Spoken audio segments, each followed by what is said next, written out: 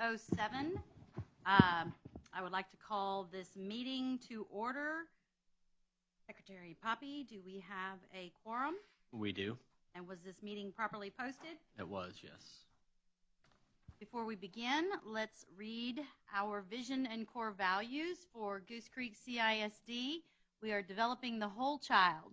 Goose Creek CISD develops and enhances each learner's intellectual, social, and emotional well-being, facilitated by a highly qualified team committed to growth, community, collaboration, innovation, success, and determination. Our vision is we empower every student with the knowledge and skills they need to succeed in a global community. Our core values follow our acronym, GCCISD, graduate every child, children first in a safe and nurturing educational environment, collaborative community and parental involvement, integrity, respect, humility, and transparency, service before self, and diversity respected. GCCISD. Thank you all for coming this evening. I would like to turn it over to Dr. Duarte for our opening exercises. Vice President Woods, school board members, Dr. O'Brien. The opening exercise for the February 3rd, 2020 board meeting will be presented by students from Lamar Elementary School. We will begin the opening ceremonies with the prayer led by Howard Sampson. Everyone please rise.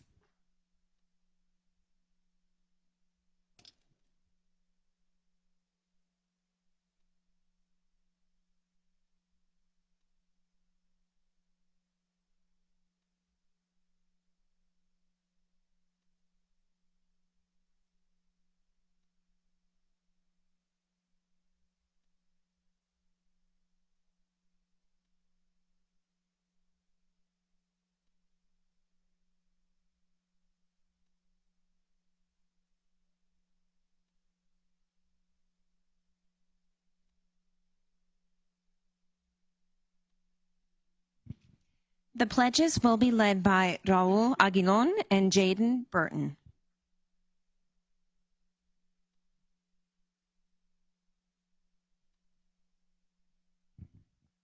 I pledge allegiance to the flag of the United States of America and to the republic for which it stands, one nation, under God, indivisible, with liberty and justice for all.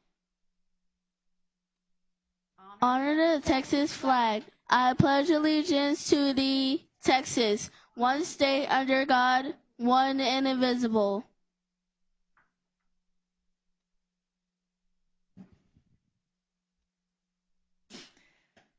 The following students will perform the song This Is Me by Keela Settle. With us tonight are Raul Aguilon, Juliana Aguilar, Jaden Burton, Nikita King, Melody Minor, Ariana Ocampo, Jacqueline Paria, Ricardo Rivera, Melanie Torres, Kaylee Yepes, and Scarlett Yount.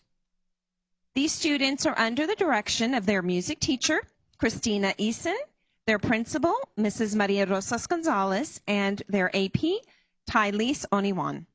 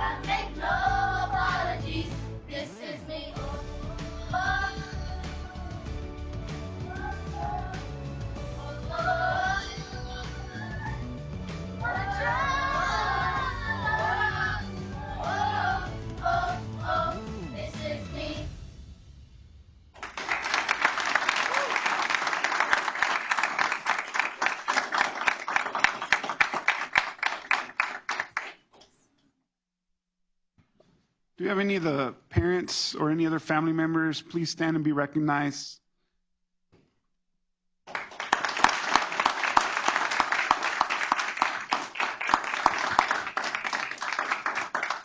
Thank you for sharing your children with us this evening.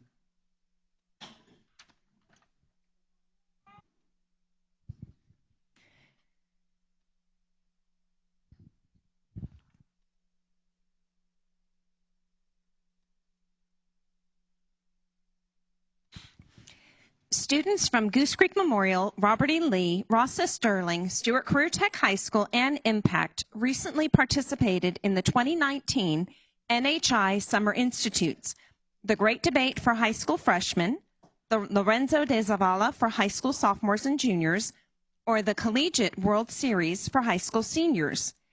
These institutes engage students in learning experiences that inspire their imagination, develop their repertoire of skills and competencies, broaden their cultural knowledge, and make community leadership a lifelong learning commitment where leadership and community social entrepreneurship are used as transformational learning experiences that compel young people to envision themselves as having important roles to play as leaders.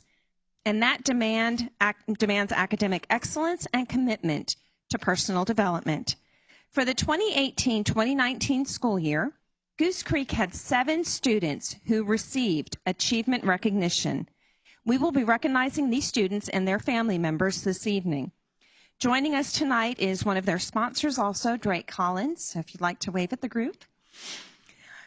Our Texas Ambassador Great Debate 2019 recognitions. We're going to start with Alejandro Puentes. He's from Lee High School, and he was a Sweet 16 finalist.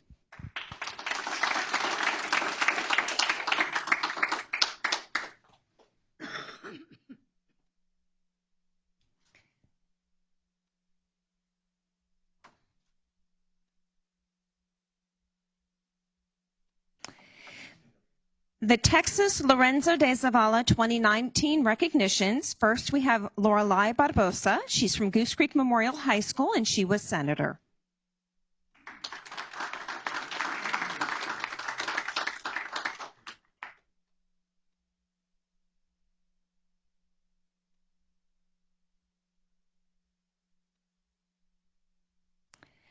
Next, we have Brandon Rupp. He's from Goose Creek Memorial High School. He was senator and best author of resolution from the Senate.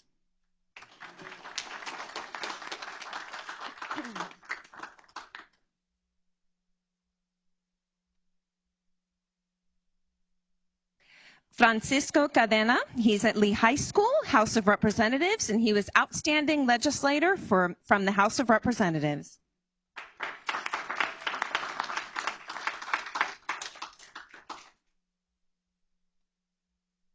Evan Kerr from Lee High School, senator and best debater from the Senate.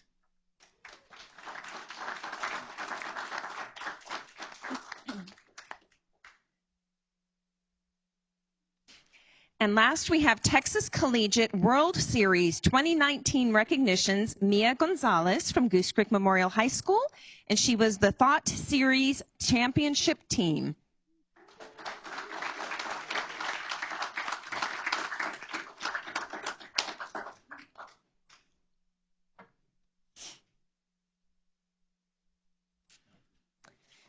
Jacob didn't make it.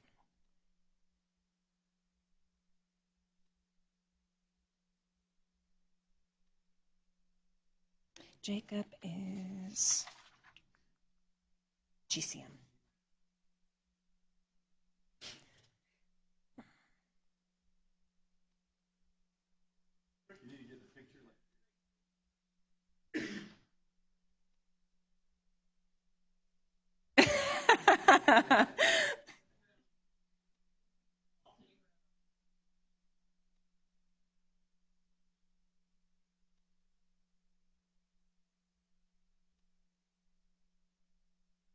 Let's give these students one more round of applause. And let's have any of our parents or family members who have joined us, please stand so we may recognize you as well.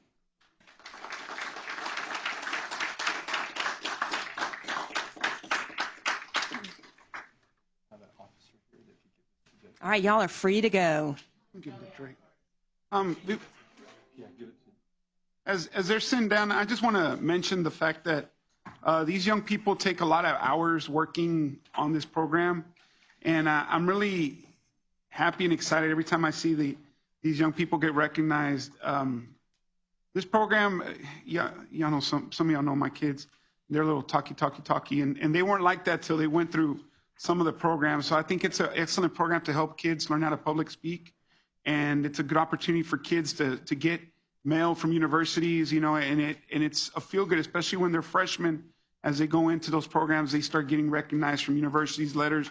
I think it's really important, and I can't stress enough the amount of hours that these young people put in, and I want to really thank Drake for doing what he does with these young people and some of the other projects he's involved in that involve our kids. So thank you so much, guys.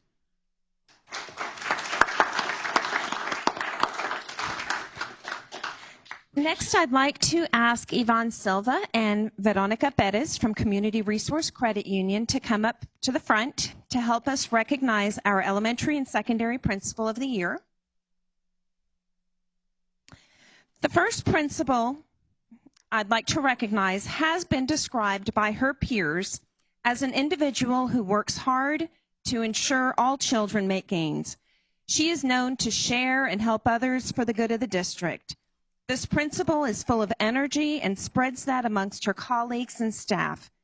She knows her students and works to push them to success.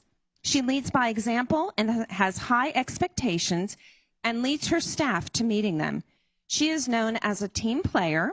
I'd like to congratulate Andrea Sabeda, Elementary Principal of the Year, and they did not know.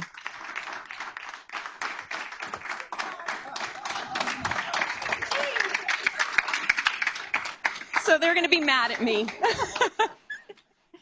I'm definitely not dressed. Well, it's 100 Day. Thank you, I appreciate it. I am so not Jody. Oh my husband. Over here, Jody, behind me. Forever. I can't believe it's the 100th. Can we get out of the way?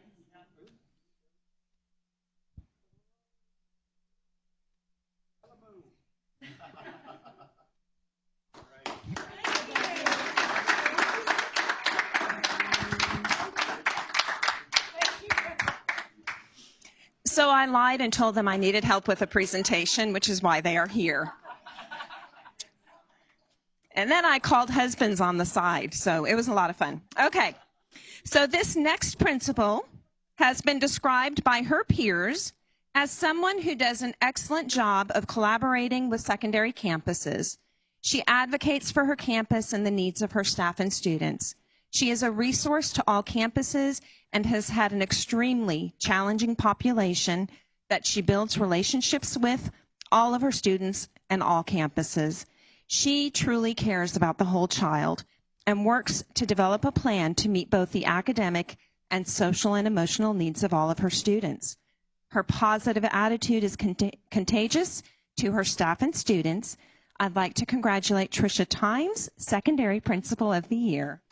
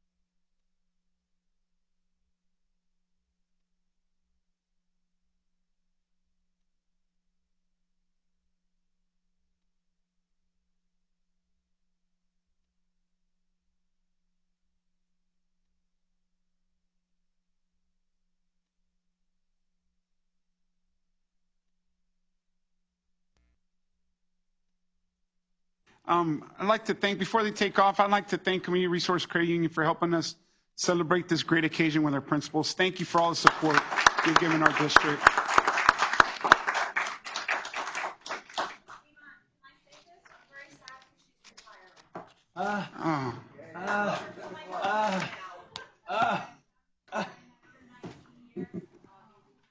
Welcome to the club. Next week, or do we get you next week? I had to have it tonight.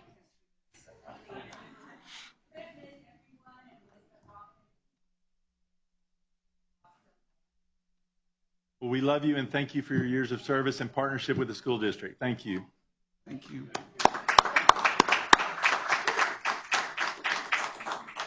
Next, we have citizens' participation. No? Okay. Thank you.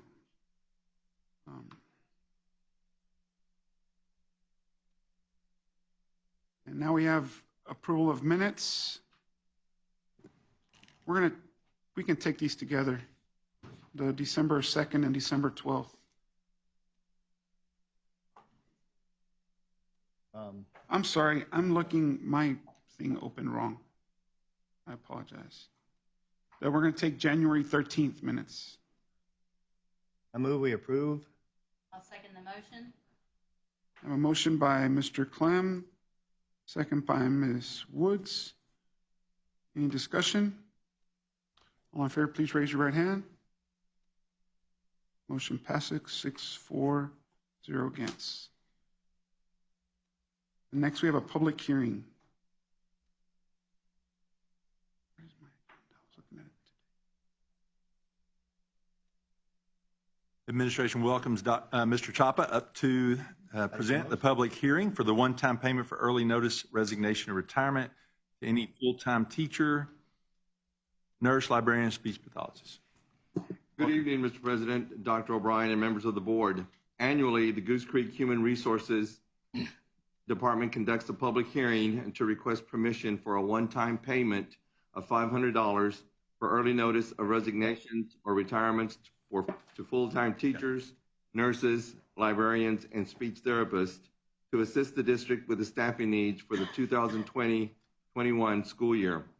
With your approval, the Human Resources Department can better plan for filling vacant positions, recruit highly qualified staff, and realign staff due to shifting enrollment.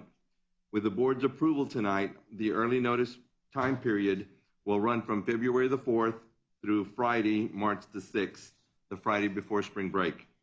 Last year, we had 60 employees take advantage of the early notice time period. I'll be happy to address any questions or concerns. You said we had 60 take advantage of it last year? Yes, ma'am. Out of how many retiring or resigning? I don't have that figure in front of me right now. Usually around 200. What, oh, okay. So it was around 200, but we had 60 that gave us early notice. Yes, ma'am. If I could, I was going to ask the board members to refrain from asking questions till it's an agenda item. Right now it's for the public. But it's okay, Ms. Woods, you're good. Out of turn, excuse me. Is anybody from the... ready to talk tonight. Is anybody from the public having a... Okay, great. Then we will close this. Do I get to ask my question again now? At agenda, consent agenda, we will pull it and let you ask the question. Ms. Woods. Thank you. Thank you, Thank Mr. you. Chapa.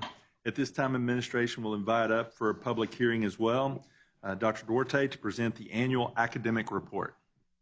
We need to. Yes. We need to.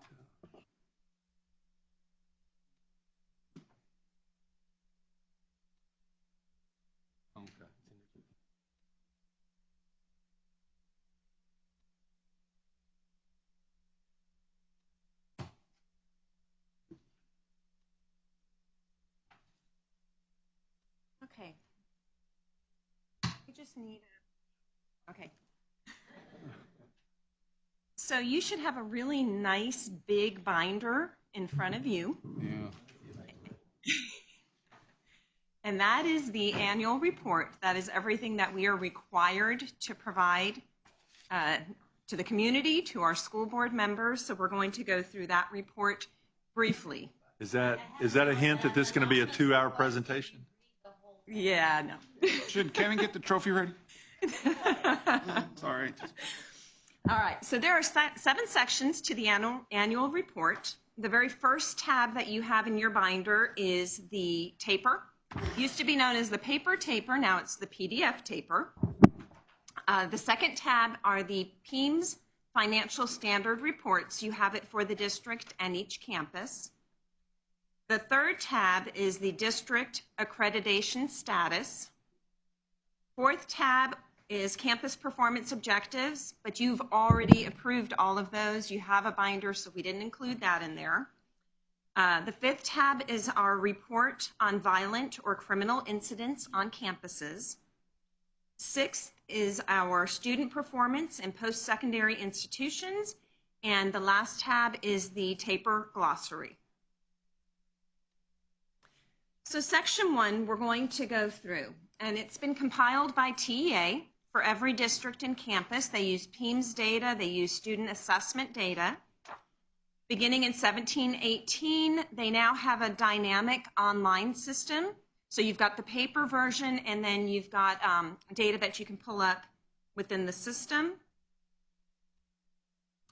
The first thing we look at is our accountability rating. We've gone through this with the district. We've got a rating of an 87 or a B at the district level. And then we have a majority of C's. We've got 2 A's. We've got a couple C's and then 2 D's across the district.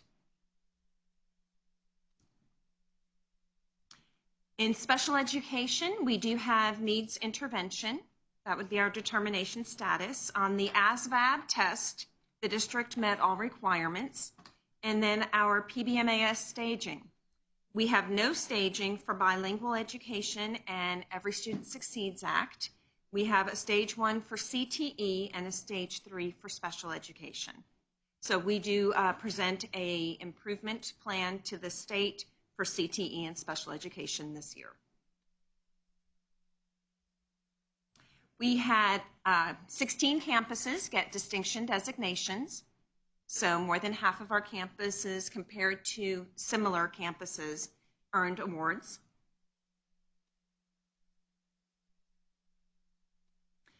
So when we look at our taper report, they break it down by star performance. That's at the beginning of the report, and they give you performance rates at the approaches, the meets, and the master's grade level.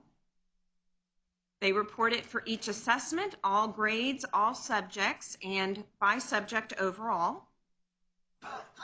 And the performance data is for the 2019 accountability year. At high school, it was a little unique because we have lots of retesting opportunities. So this data includes summer of 2018, fall of 2018, and then spring of 2019. It also includes your accountability subsets for all of our special populations. So when we look at our data, we're looking at our reading ELA, 3rd through English 2. You've got the state performance in the reports, you've got the Region 4 performance, and then you have our district. Highlighted in green is where you see all of the gains that we made from the previous school year. So in parentheses was 2018, the percentage was 2019. So in 4th, in 5th, 8th grade, English 1 and English 2, we saw growth. And we see we're closing that gap between where we are and where the state and the regional service center falls. In math, we saw gains in 3rd, 6th, 7th, and 8th grade. Little dips in 5th and Algebra 1, but the gains we made in the junior schools was considerate. Writing, we showed growth in 4th grade from a 55 to a 62, so now we're getting close to where we are as the state average, and we maintained in 7th grade. Social studies, we improved in both 8th and U.S. history. And science, we improved in 8th considerably, and biology dropped to 1 point in 5th. Then it looks at all grades, so all subjects, and then it compiles every reading test, math, writing, science, and social studies, and you'll see across the board we showed growth in each area.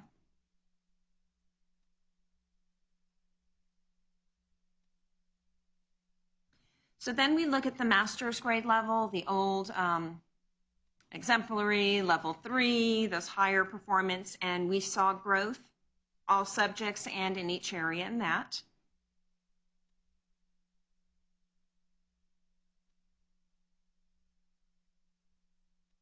So the next portion we're going to look at is our progress, and that's looking at academic growth, our Student Success Initiative, and bilingual education. So when we talk about growth or progress, what the state measures is how did the student do the previous year, and did they perform at that same level or higher the following year? So they did not go backwards, we want them to maintain or go forward. A very simplistic way to say it, and this is not accurate, so newspaper, do not quote me if you're here, but what you could say is that 70% in green, 70% of our students performed at that same level or better that following year on the test. Now, the reason that's not a direct correlation is some students earn you a half a point versus a full point.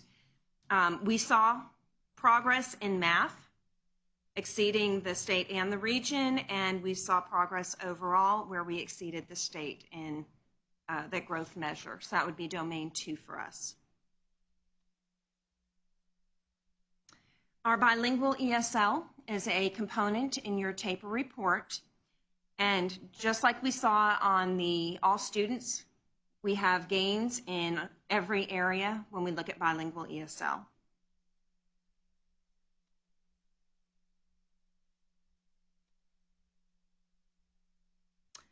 So the state also looks at participation, attendance, graduation, dropout rates, and our graduation profile. So when we look at participation, 99% of our students participated in the test.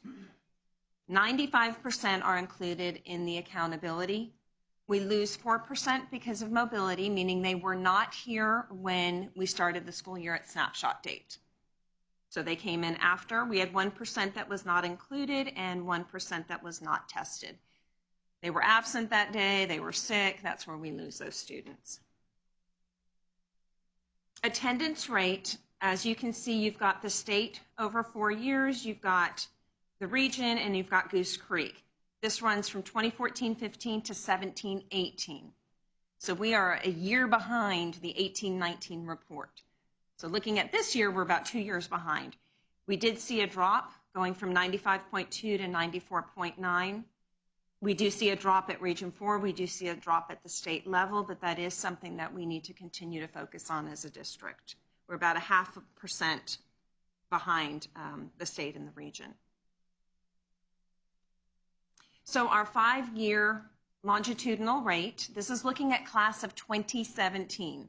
We're graduating our class of 2020, so we're a little behind when we look at some of this data, but we graduated 92.5% of our students compared to the state and the Region 4 average, so we were above. We had 0.3 earn their GED, 0.5% continued high school after that 5-year. We showed 7.5% identified on the federal side as a dropout, and then our graduates, GED, and continuers are at 92.1%.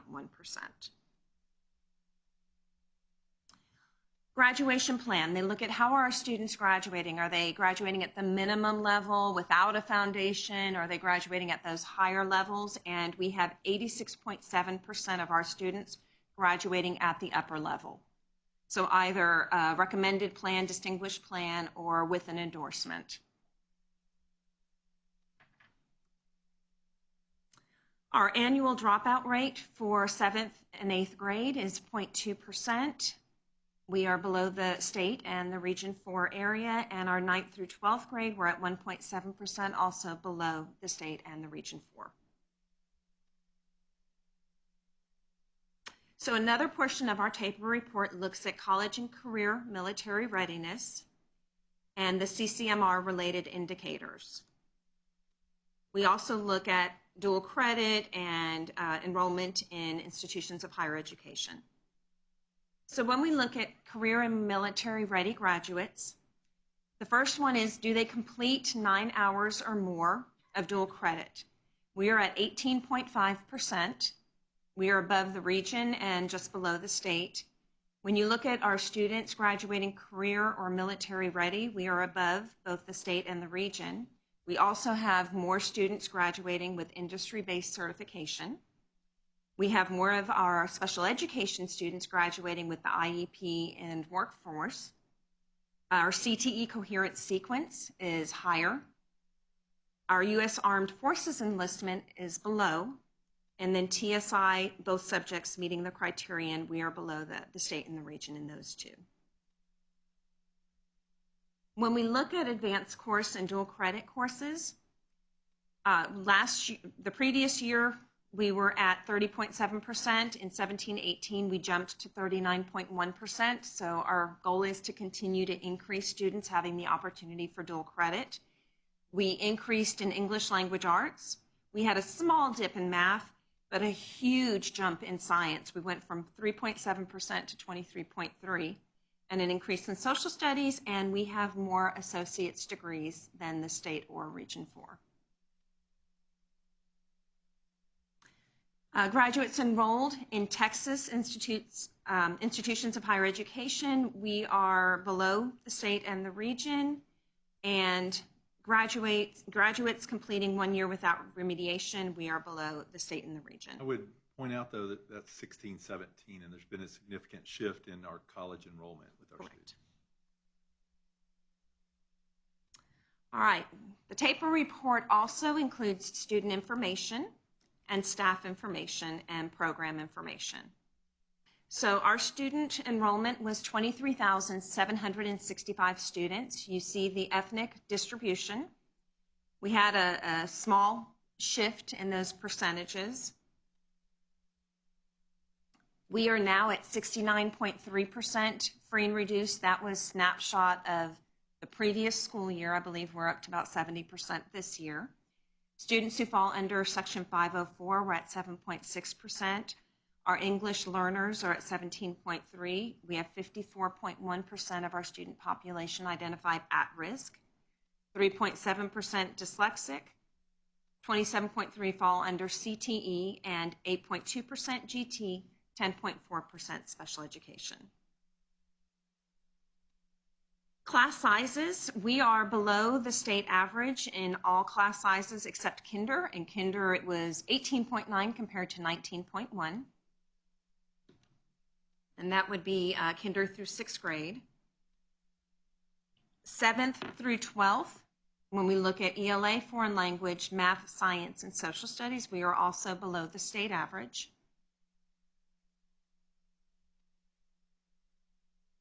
Teachers by highest degree, we have a lower percentage with no degree. We have right in line with bachelor's. Our master's, we are just a little bit above the state, and we have less in the doctorate. Teachers by years of experience, we are over the state average by 1.6% for beginning teachers.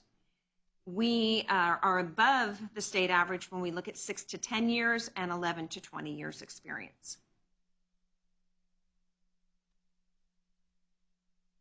Average years experience, our teachers are at 10.3, where the state average is 11.1. In the district, we're at 6.8, where the state is at 7.2, so fairly close in both areas. Campus leadership. We have less years of experience among our principal pool. We have more years of experience among our AP pool, so just a swap. Staff information. 45.4% of our staff are teachers, where the state average is 49.8%. Professional support, we are below the state average. Campus administration, just below.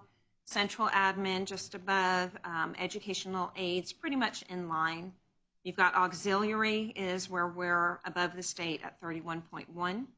And then total professional staff, we are below the state average. Teachers by program, bilingual, we have a higher percentage. We are lower at compensatory education. So the average number of students per teacher, they have Goose Creek at 15.5, the state at 15.1. Turnover rate, we are higher than the state at 17%, the state's at 16.5, and our instructional staff percent, we are below the state average. Our average salary by years of experience, we are above the state in each category.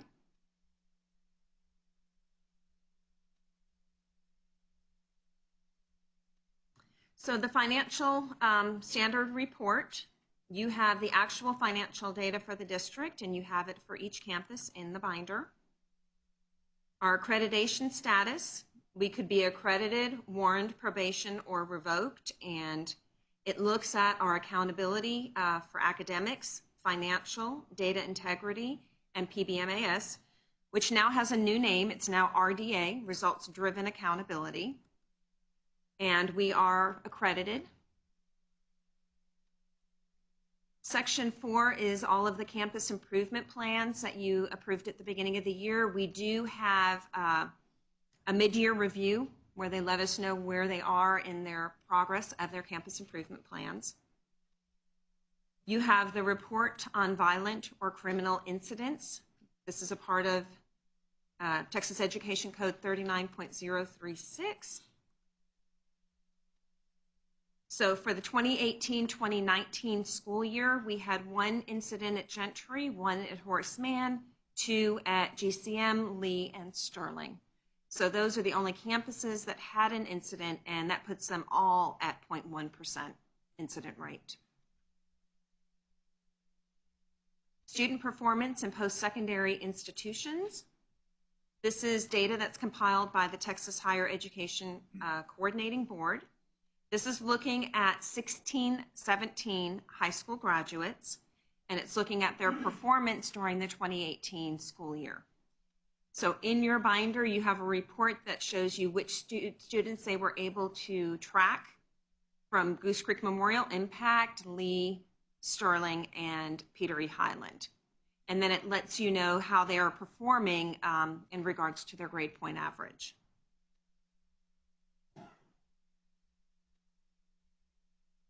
And then section 7 is your glossary, so it lets you know what everything means and the methodologies that fall within that.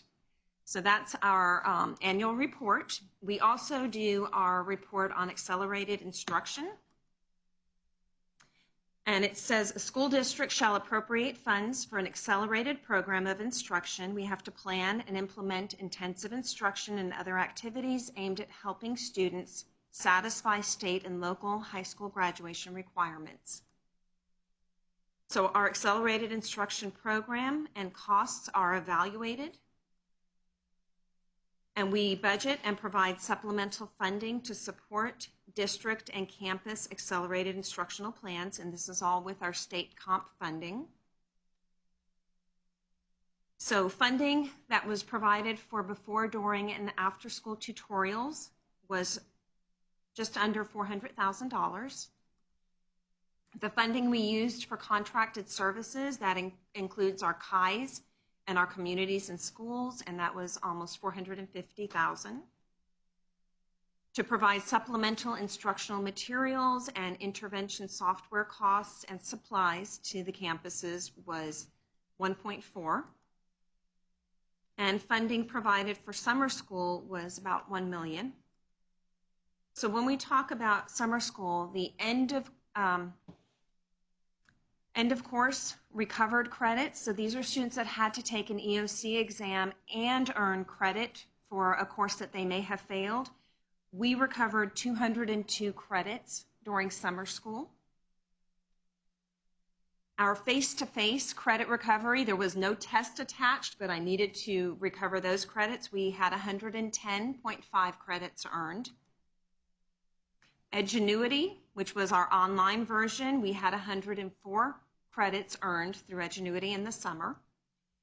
And our dual credit opportunities. We had 69 credits earned over the summer. At our junior schools, we had a summer school for Horace Mann and Baytown Junior at one site. We serviced 685 students. CBJ, Gentry, and Highlands were another cohort of students, and we serviced 534 students. We had an elementary site that housed Travis, Hopper, Highlands, and San Jacinto. 343 students were served. Carver, Lamar, Asheville, Smith, and Day Zavala served 458 students. And Alamo, Austin, Crockett, and Bowie served 400 students. Our last group was Walker, Harlem, Clark, and Banuelos, and they served 373 students. So 2 weeks after this meeting, our taper will be posted on the website. Paper copies are available here in the administration building if we have any parents that would like a copy. And if they have any additional questions, they are more than welcome to contact me. Any questions? Do you have any comments or questions from the public? Okay, thank you. If you do not want to take your big binder, we do recycle those and have them available for parents if they want to look through anything. So we'll keep them if you don't.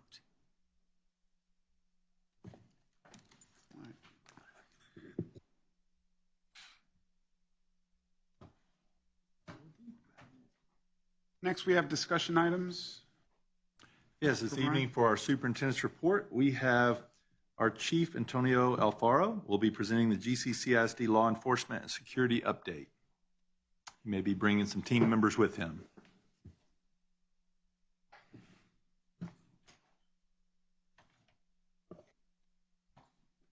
Good evening, gentlemen.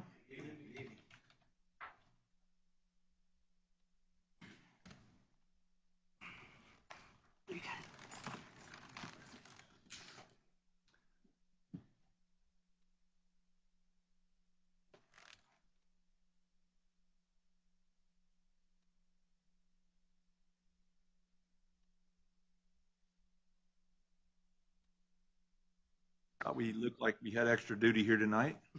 If you'll go ahead and introduce yourselves, please. Good evening, President Lorenzo, Dr. O'Brien, members of the board. Antonio Alfaro, Chief of Police, Goose Creek CISD. With me are two of my sergeants, Sergeant Juan Milado and Sergeant David Smith. Good evening. First and foremost, thank you for giving us the time to come before you and give you a brief overview of the police department, just staffing numbers and where we at, what we're doing, just give you some information of what we do. First, we're going to start with our staffing. Currently, we have total staff of 68 employees. That includes our clerical, crossing guards, our security officers, our dispatchers, and police officers. Within those police officers, currently we have 20 active sworn with one opening.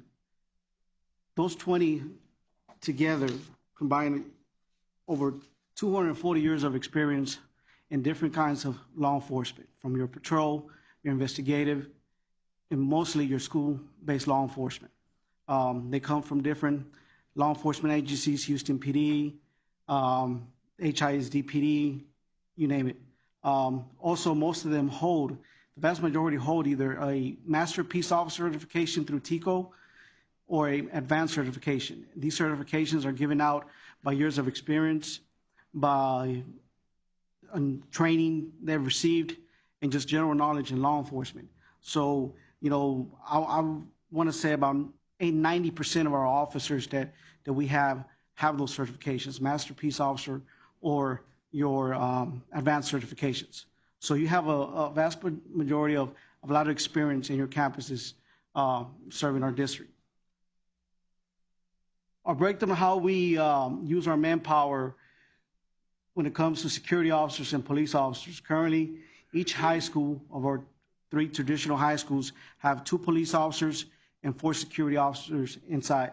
Our junior highs have 1 police officer and 1 security officer, with Point Alternative having 1 police officer, Impact High School having 1 police officer, and our Career Tech and Peter Highland having 1 security officer. inside. Patrol-wise, we have 3 police officers that work during the day shift, and our security patrol, who handles the evening and nights. Security handles all their alarm calls and any after-hour calls that come into the district. Our daytime police officers of patrol, they take care of the elementaries. They do daily elementary checks, answer calls for service, mostly of all our elementary, since we have officers in the secondary, junior high, and high school. They take care of all the elementaries, any needs they have. Our supervisors go out. Myself, we go out to the elementaries and make contact with administrators to see if there's what need is there that we need to look into. So that's basically how our structure is, or all officers where they're at. All right, something that we implemented this past year was our Canine Unit. Again, we have 2 canine handlers. Both have been through a 4-week rigorous training with the NNDDA, which is the National Narcotics Detection Dog Association, which is throughout the nation. Every canine in law enforcement has to be certified. Again, it's a 4-week rigorous training. They're trained in open searches, building searches. Our primary dogs, they handle like for weapons. Again, with all this increase in violence in campuses, guns on schools, anything of that nature, our canines are trained and ready to handle those situations. The handlers are supposed to have weekly trainings. What we've done is we partnered with Baytown Police Department, and every Wednesday in different locations, our officers or 2 handlers go out and train with their handlers. Baytown has either patrol canines or drug canines. So since we have our weapon and explosive canines, we partner up together.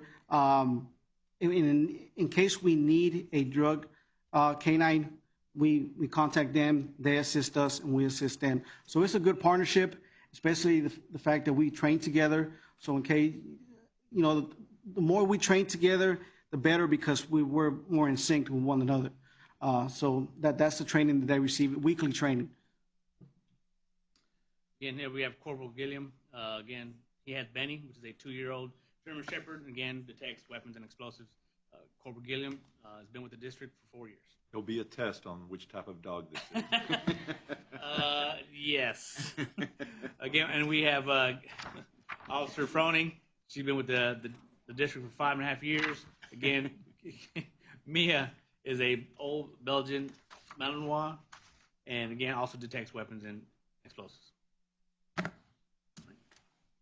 All right, our training division with our police department is responsible for making sure that all of our police personnel maintain their status of continuing education and mandates that TCO puts on. And this affects some of the certifications that Chief Alfaro spoke towards. So that goes into that training, and we're mandated by TCO to keep vital statistics on that. Along with that, we have several TCO certified instructors that assist our officers with training as it pertains to weapons, pistols, long rifles, taser certification, the ASP, expandable batons, and handcuffing. One of the additional trainings that we had that we're very proud of, and I think is very vital here within the school district, is our alert training, which is the advanced law enforcement rapid response training. Alert, go to the next one. Alert came about after the Columbine incident. And after the federal government went in, they took stats and kind of reviewed this situation. And they realized that during this incident, they had officers on scene, but these officers were waiting for tactical units to go in and to deal with the threat, meaning SWAT, things of that nature. And after looking at this, they discovered that there had to be a better way, and this is where Alert came out. And since that time, Alert has trained over 140,000 officers, law enforcement officers, to be able to go into an active shooter situation and to effectively deal with any types of threats that might be on the campus. And their motto within Alert is stop the killing and stop the dying. And so that was some great training that we had. And not only did we go through the training, but myself and Sergeant Mulatto are certified instructors for Alert as well. So that means we'll be training our officers and other neighboring PDs on the tactical training, and it's very sound. And in this situation, we know that all of our officers are going to be trained to do the same thing at the same time, which is going to make us very effective in the case or in the need of dealing with an active shooter. And one of the goals with the Alert that we wanted to do was all the officers already taken the 2-day training, but I felt in the district felt that it was important to have our own trainers where on the summers when we have the time, to actually do a lot of our training, train in every single campus, attempt to train in every single campus, just so the officers can get familiarized with those campuses, especially our elementary campuses. And also invite Baytown PD and our neighboring agencies to train together because, if we ever are a victim of an unfortunate event as an active shooter, you have several agencies showing up to assist. So it's not just us. So the better trained that we have our officers, the better trained there will be and the better response we will have from them. Moving forward, with the passing of the 2019 bond, the department was added 12 new vehicles to the fleet of vehicles. That now gives us a total of 28 vehicles to serve our 128 square miles of district. This includes both police vehicles and our security vehicles. Also, what we've done is every campus, secondary campus, has a vehicle. What we wanted to achieve there is make sure that we have that visual deterrent, have those vehicles parked in the front of the schools, front of the campuses, especially your junior highs where, the front is a lot smaller than your high schools. So we instruct the officers to always park their vehicles in the front, in case someone does, want to go to one of our campuses, they see the police vehicle there and they know that there's a police officer there. Also, what we have, Baytown PD does go to our schools, sit in our parking lots, do reports, DPS troopers, they also go out. So we have a good communication with them and Baytown PD to go Harris County Sheriff, Harris County Constables out in the Highlands area.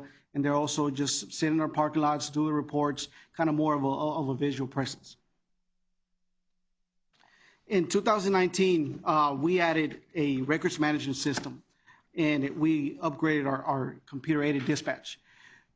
Before those years, a lot of the information we had was on paper. Our dispatchers were taking calls on paper. Everything was pretty much done on paper. We decided that the best thing that we needed to do was keep accurate records of all our stats and our productivity within the district and what we do.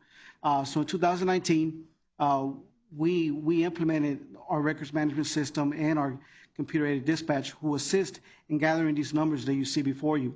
Now, our goal is not to come every day and arrest, students, and individuals. Our goal is to protect and keep our students safe and in a safe learning environment and our staff members in a safe learning environment.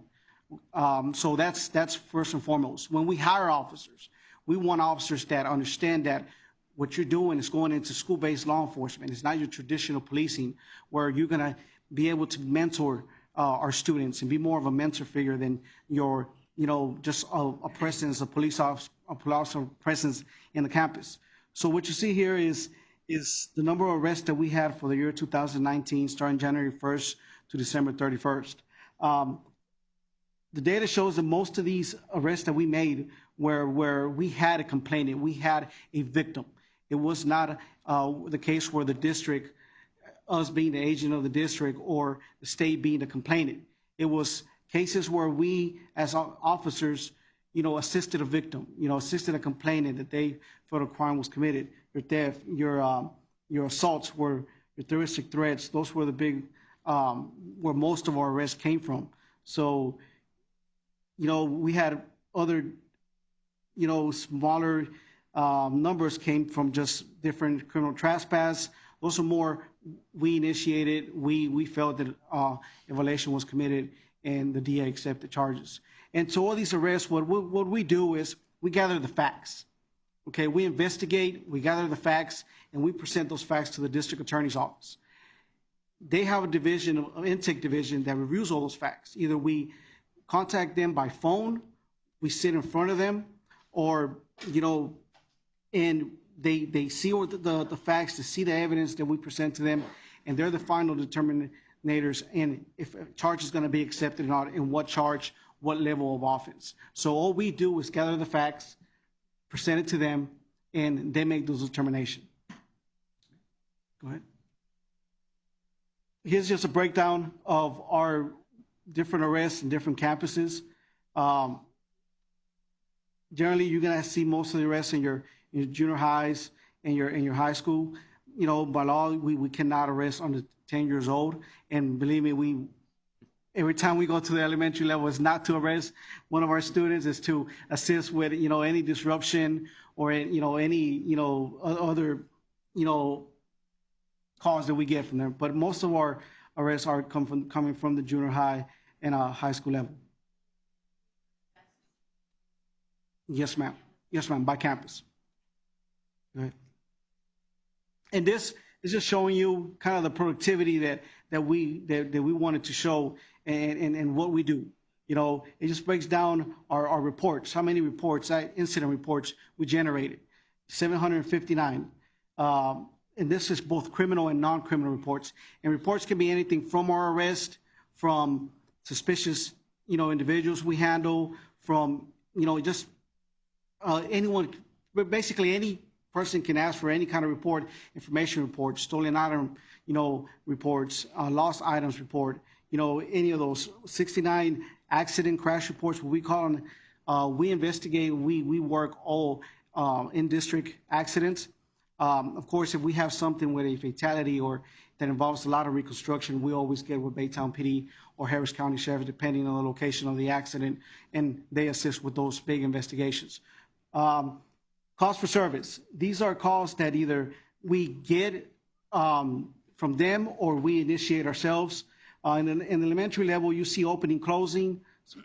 We always get calls from principals or staff members wanting us to assist with their closing, either to traffic, heavy traffic or speeding vehicles, whatever they need, we try to assist as much as possible. So we do send out officers to doing the openings or closing of those campuses. And the rest are just, like I said, just your different calls for service, your suspicious individuals calls, your child custody calls, and those type of calls. So those are the numbers that we, right? And lastly, our strategic plan goal remains the same: provide safe and secure environment for our staff and students. I truly believe that the men and women of your police department come out every day and work very hard in achieving this goal. We train hard. We communicate with our administrators. We work with our administrators, so we all can be on the same page and really just build that strong partnership. We partner with our outside agencies. So just to have that commitment to one another, because again, this commitment to keeping our students and staff safe is not only ours, they assist also. So definitely, I feel that we are a big part of that, and our men and women come out here every day and work very hard. Any questions? Is it my turn? Do I get to ask questions now? Yes, ma'am. Get my list. Okay, let's go back really quick to Canine Units. I want to start there. Yay! Mia and Benny, 2 Canine Units for 28 campuses. Correct. Can you tell us what was the cost of adding Mia to our? I know Benny's been here longer than Mia. No, ma'am. They're both. We had we were contracted with Interquest canines before this school year, and what we found there, a lot of the times we were not getting the productivity we needed. Also, the DA's office, in case that we did find a weapon or something with one of them, we couldn't make any cases. So when it comes to enforcing what we needed to enforce, so that's when we decided that a more efficient way of taking care of the district was implementing our canine.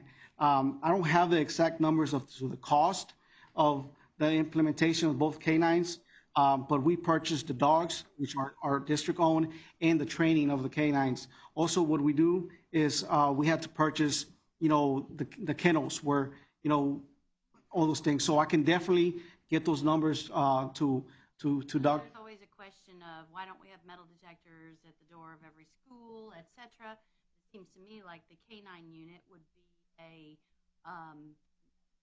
I would think a better alternative, Yes, ma'am. useful alternative. Maybe we need a canine at every campus. And we talked Maybe about not quite every campus. and we talked about I can answer the cost question for you before you make that request. All right. Canine's about half the cost of an officer. Half the cost of okay. Well, so that leads me to my next questions. All right, so currently we have 21 full-time police officers, commissioned officers, and 27 security officers, yet we only have 28 vehicles in the department? correct. Okay, so how many of those are police cars? Each, Because some of them are security vehicles. we have approximately 19 police So vehicles. how do the other police officers get around to this? We do car share when it comes to the campuses. Most of our officers are inside the campuses, so we have one vehicle per junior high, one vehicle per high school. The rest of the vehicles are mobile officers who will respond to those calls and things like that. Okay. But so 21 full-time officers, Correct. but only how many police cars? We have about 19 police vehicles. 19 police officers. So that's not too bad. So our security officers have to walk from No, well, the security officers, their vehicles are patrol vehicles. They work in their evenings and nights answering alarm calls and things like that. But then that means there's only like 9 of those. Correct. 9 We have, patrol 128. Correct. correct. Okay. So last question. This one's going to be the hard one. Dr. Duarte, you might have to chime in on this one too. I was looking at your arrest statistics that you had for 2019. First question is, yours is a January, December 2019 report. It's not aligned to. Did you want to record everything I said? Scoot up. I've been missing you the whole time. Okay. Scoot up a little. Okay. You're gonna have to start over. No. Remember from the beginning? Awesome. Okay. All right. So 2019 arrest statistics, January to December. Correct. So your statistics don't necessarily go with our academic calendar, so to speak, because I noticed that there's a big difference between your statistics and what our taper report might include. And maybe Dr. Duarte, can you tell me, is that because of FERPA, that we have way more arrests than we actually have student disciplinary action incident counts by reason code? So the reason codes that I have to pull into mine are selected by the state. Mhm. So some of his up there Aren't reportable actions? Okay.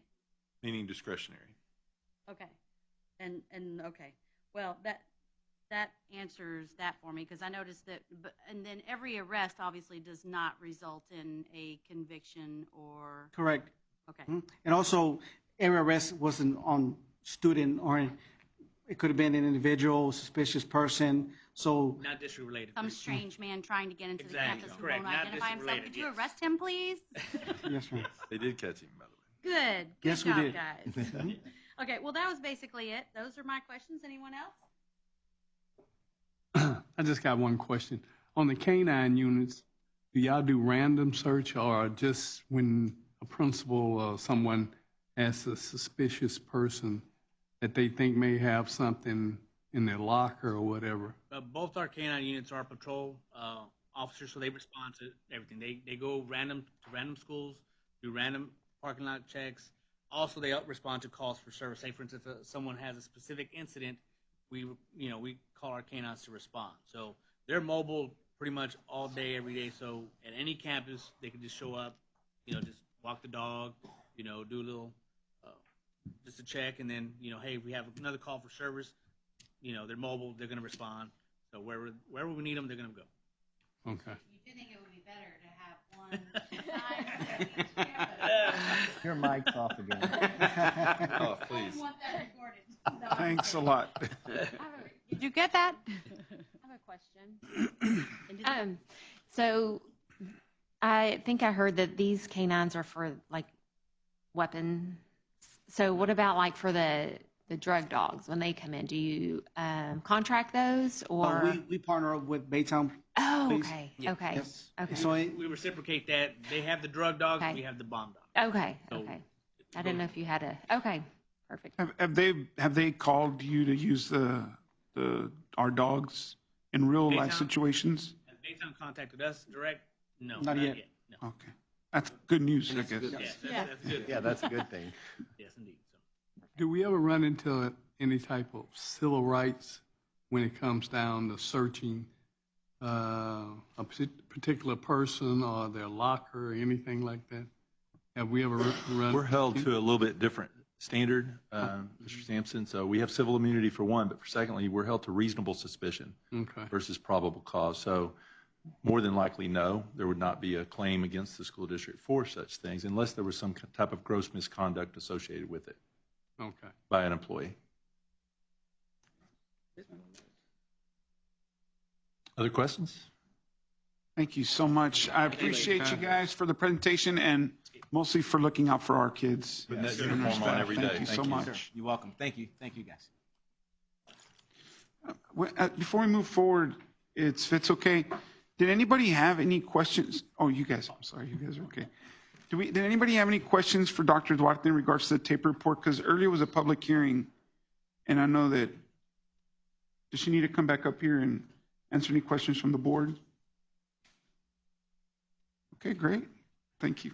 Well, while we're in the superintendent's report still in public forum, I wanted to send a shout out because I have not missed a UIL elementary academic meet, which is a one-time annual event since I've been here, and I missed last week because of a scheduling conflict. And I want to send a shout out to Miss Christy Leith back there. Thank you for the work that you do, Ms. Brandy Onken.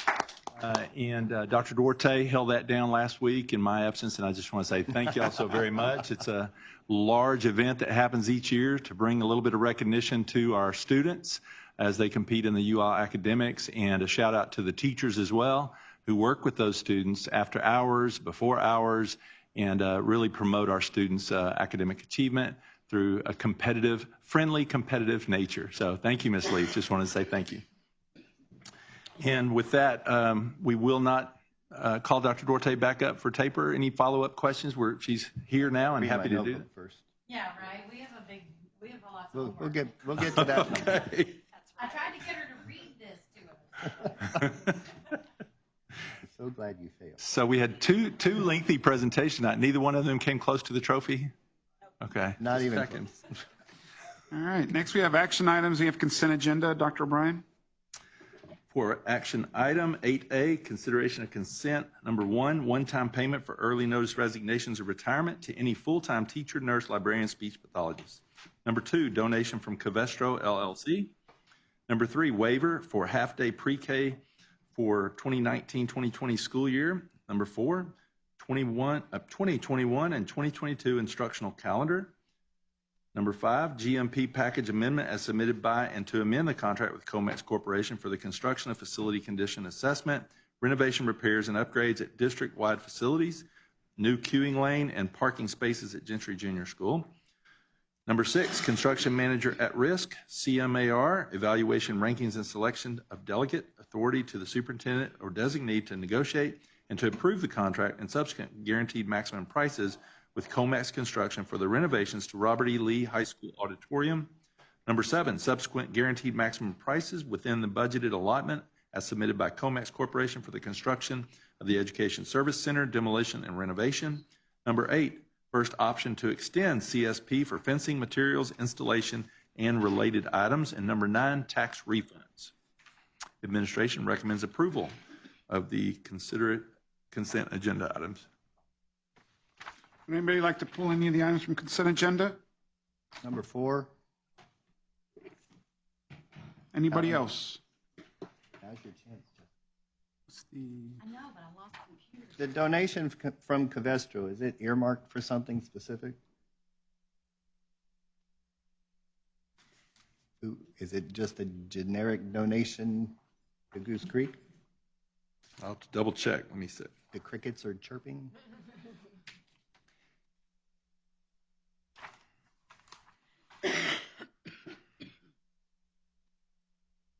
It's got to be with our admin and college and career readiness.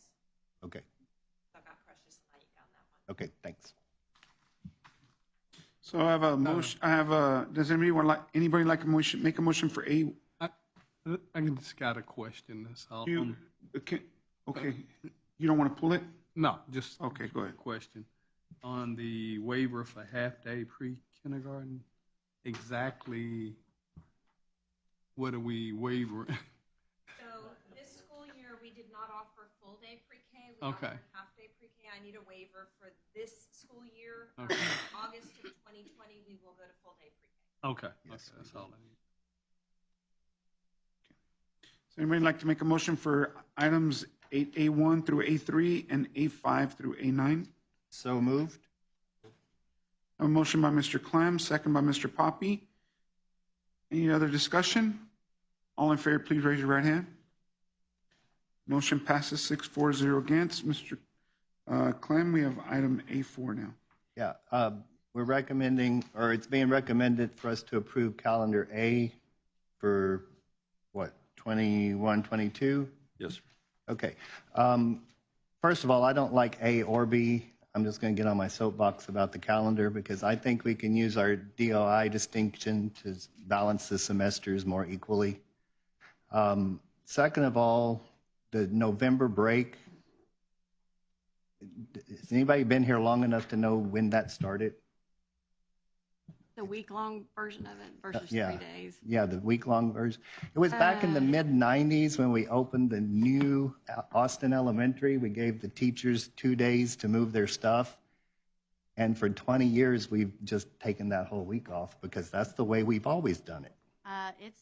It's been more recent than that because I know that I I taught here a lot longer than you did.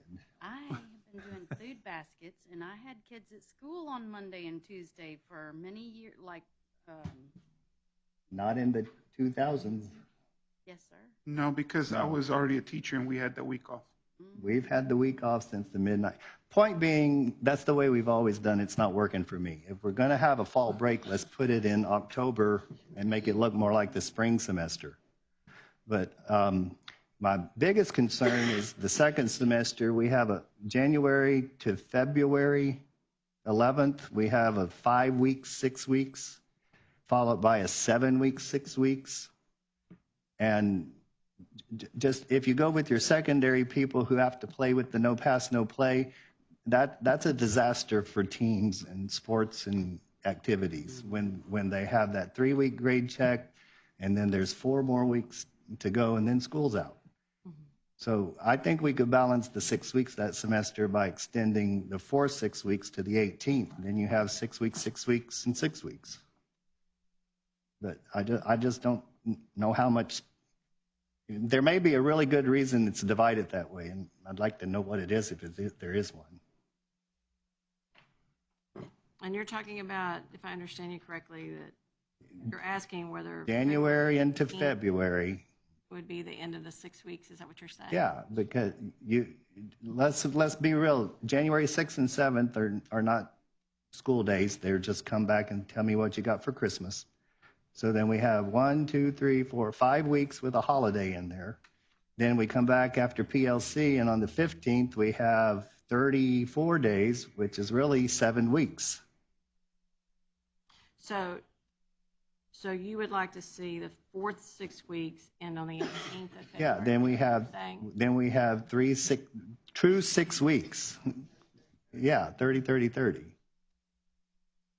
I don't see a problem with doing that at all. I mean, I'm just The process, the way that ILC, there are volunteers from ILC. Yeah, yeah. That create the calendar, and really my role in that is just to facilitate, stand back, let them, discuss, and, if I see major glaring problems, come into the discussion, but I don't see a problem with doing that. But I'm still, and you understand my background, I'm still coming from the guy who has to enforce no pass, no play, and I know what that kind of division does to kids that are in those activities when you don't have a equally divided 6 weeks, especially a 5 week, 6 weeks. Those are really disastrous for teens. I mean, although the committee's not here, I don't Right. see them having a problem with that. I don't. Okay, thank you. That's all I have. Other questions? Then the board clearly has an opportunity to approve or approve with modifications tonight and/or send it back to admin to bring back a different date. Is there a deadline on this, Dr. Duarte, for TEA? Yeah, we've got time to look at it.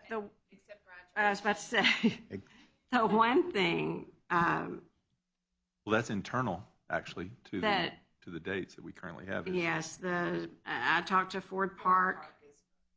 Ford Park is booked for graduation the 26th and the 27th of May, 2 years out, but they do have the 25th available. So I've asked them to pencil that date in. That actually came in today, the confirmation of that piece. So that is the one time constraint. Yeah, yeah. And Well, that would make, yes, I just didn't know if you wanted us to take it back again or not, but just adjusting that fifth 6 weeks, the 4 6 weeks. if there was a really good reason for dividing it like that, I can't find it in my logic. And if there was one, I'd like to know it before I say I hate this. But right now, I hate this. No. And balancing 6 weeks is favorable for us as well. Yeah. Yeah, and honestly, probably it happened when I think back. We had to call everyone back for an impromptu look at the calendar because of another issue. And so that very well may have been an oversight, and that piece just didn't come out because there was tweaking that happened in January during that. So I don't see that being a problem. It's really a good suggestion to be 30, 30, 30. Thanks. Uh-huh. So what's your So without objection from the study, we'd require a motion modification to the presentation. Okay, thanks, Ben. So I would make a motion that we approve the 2021-22 instructional calendar with the change of the fourth 6 weeks beginning on January 6th and ending on February 18th, and the fifth 6 weeks begins on February 21st with no other changes. Sounds good. Is the PLC affected by that? No, sir. I think that'd be fine. Unless, Dr. Duarte, you're fine? Okay. I second. Okay, I have a motion by Mr. Clem, second by Mr. Poppy. Any other discussion? All in favor, please raise your right hand. And I might say, thank you, Mr. Clem. Yeah, that was a good. Motion passes 6-4-0 against. And that's for Plan A? That year, wouldn't mind if you graduated them on the 21st and make them come on the 22nd and 23rd. I think you're probably right. Thank On the you. 20th. Yeah, graduate them on the 20th, and then,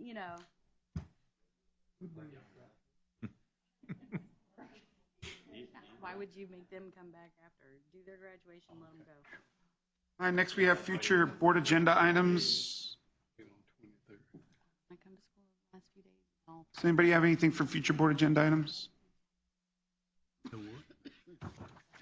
Okay, I'll get training. back to you on that. It Agenda fell out of items. my head.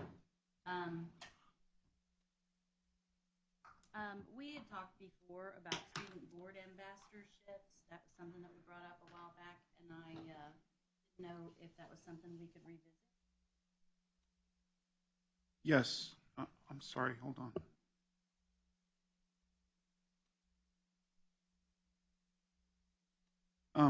Sorry. Yes, student board ambassadors. You want to? I know we have, I'll be at the midwinter governance, and I know there's some sessions on that. Yeah.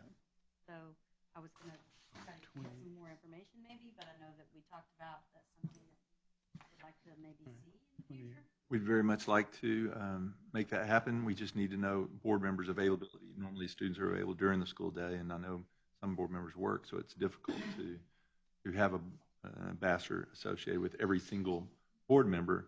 But we're more than willing to work with that in any way we Maybe get can. some models or something that we can. Yes. Great. Anybody else? Board trainings? Who else going to midwinter? That's good. Okay. Just two? Three? Yeah, governance camp. Winter governance, yeah. Have another week to get your sessions in. Is anybody else going tomorrow night to grassroots at Region 4? Okay, I'll just meet you there.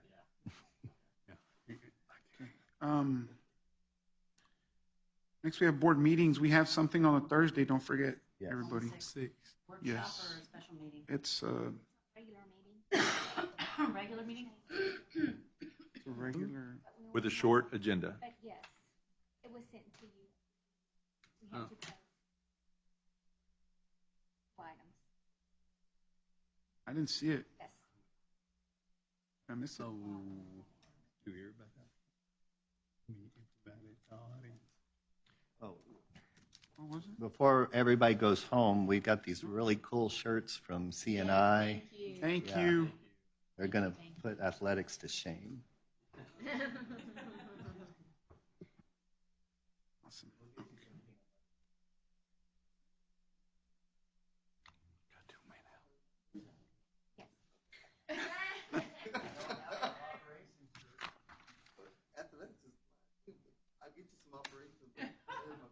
I like them all the same.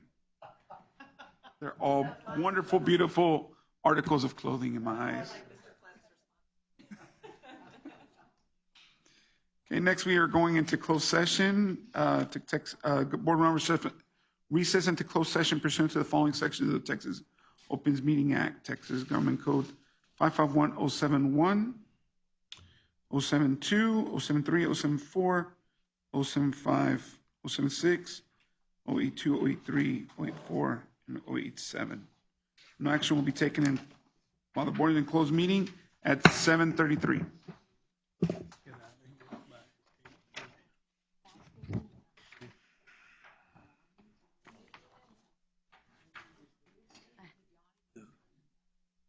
Margie? We want to get out of closed session before 30, if we don't get off track.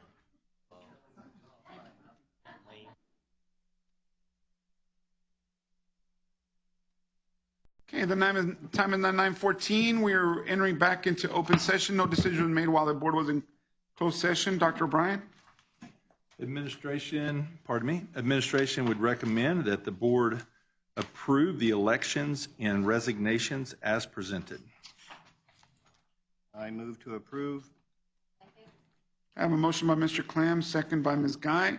Any room for any discussion? Okay, all in favor, please raise your right hand. All right, motion passes 6-4, 0 against. And administration recommends the approval of Eva Gonzalez Cruz as a licensed specialist in school psychology. School psychology intern. Have a motion? I move to approve. Motion by Mr. Clem, second by Ms. Guy. Any discussion? All in favor, please raise your right hand. Okay. Motion passes 6-4, 0 against. And finally, we have a recommendation for administrative personnel, Director of Operations Grounds, Abel Narvez. Move for approval. I have a motion by Ms. Wood, second by Mr. Sampson. Any Discussion? All in favor, please raise your right hand. Little rain lake there. Motion passes 6-4, 0 against. All right, is there anything else? Haven't exhausted the agenda. This meeting is adjourned at 9:16 p.m. Y'all have a good evening. I think you exhausted the agenda and everyone else here.